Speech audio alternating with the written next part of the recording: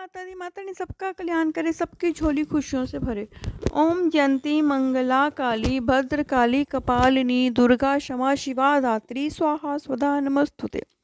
आज का मेरा टॉपिक है समाधि। समाधि चेतना की वह उच्चतम अवस्था है, यहाँ अनुभवता और जिसका अनुभव किया जा रहा है। तीनों का बेस समाप्त हो जाता है। जानने वाला जिसे जाना जा रहा है और जानने का बोध, तीनों एक हो जाते हैं। जैसे समुद्र से उठी लहर वापस समुद्र में ही विलीन हो जाए, और जब भी उठे तो इसी बोध के साथ कि वह समुद्र ही है, लहर नहीं।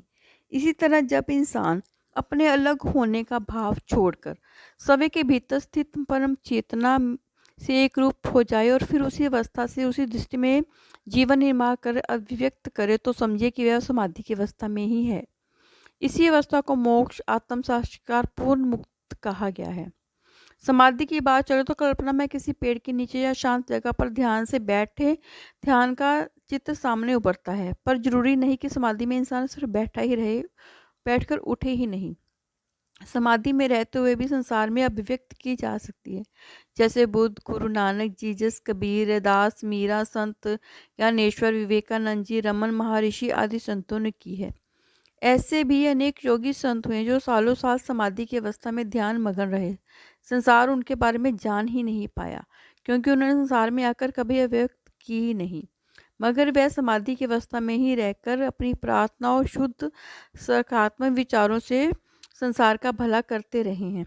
ऐसे ही हम चलते फिरते उठते फिर घूमते समाधि की अवस्था में जा सकते हैं। ये अपने किसी भी इष्ट का नाम जाप कर सकते हैं।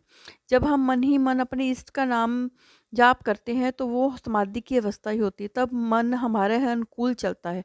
जब मन हमारे अनुकूल चलना शुरू हो जाता है तो फिर हम धीरे धीरे आध्यात्मिकता तरफ बढ़ना शुरू हो जाते हैं।